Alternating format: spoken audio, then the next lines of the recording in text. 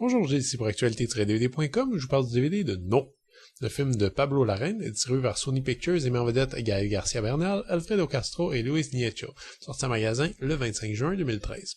À la fin des années 80, le dictateur chilien Augusto Pinochet cède à la pression internationale et accepte de mener un référendum spécial dans son pays. La question est toute simple, voulez-vous, oui ou non, que Pinochet étende son mandat sur 8 autres années?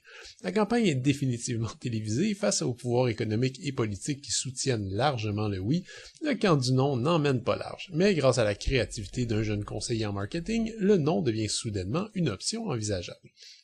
Vous savez, il y a des films historiques comme ça qui essaient de moderniser les faits afin de les rendre plus compréhensibles à un public moderne. On y retrouve les exemples évidents, la plupart par exemple des films médiévaux embellissent une réalité qui était finalement pas mal plus miséreuse. Subitement, après les années 60, il y a par exemple, tous les films américains qui se déroulent pendant ou avant la guerre de sécession, qui présentent des héros qui n'ont pas d'esclaves ou qui sont sympathiques à leur cause. Il y a aussi des films un peu plus ardus, ceux qui ont l'ambition de prendre à bras le corps le spectateur et de l'emmener presque par la force dans une autre époque. Si c'est réussi, le dépaysement est assez total. C'est un film comme ça. Il a été nominé aux derniers Oscars dans la catégorie meilleur film étranger. Sincèrement, j'en suis le premier surpris. Pas que le film soit mauvais, vraiment pas, il est excellent, mais il est pas nécessairement facile d'accès. Si un film identique avait été tourné entièrement aux États-Unis, je pense, personne ne l'aurait considéré comme autre chose que comme une curiosité.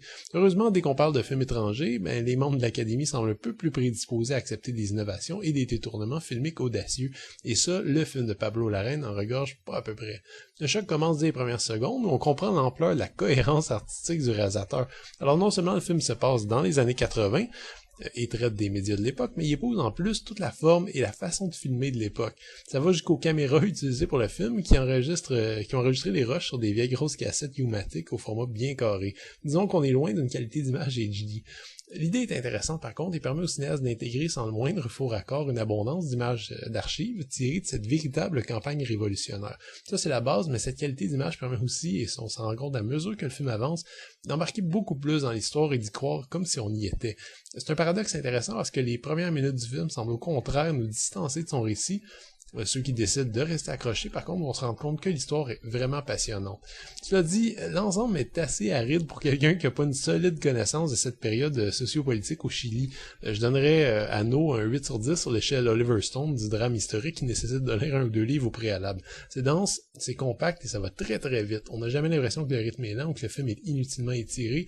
Loin de là, il faut s'accrocher, il y a beaucoup de détails dont il faut tenir compte.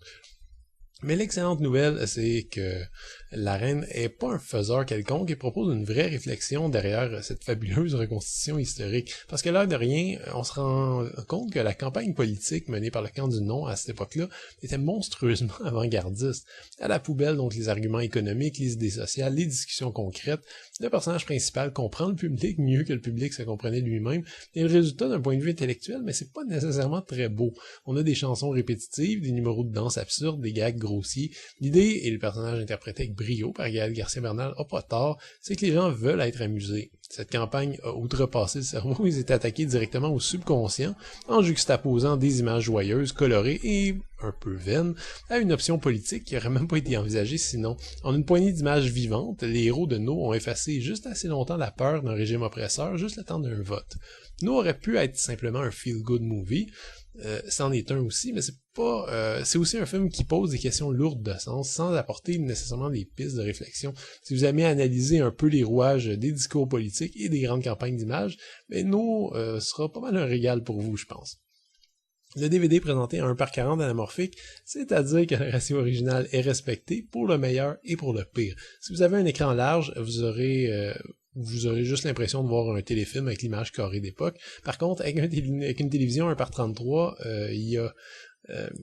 disons que les choses vont peut-être se gâcher un peu, puisque l'image est en anamorphique, vous aurez l'impression de voir un petit film réduit avec des bandes noires à tous les côtés, en haut, en bas, à gauche, à droite.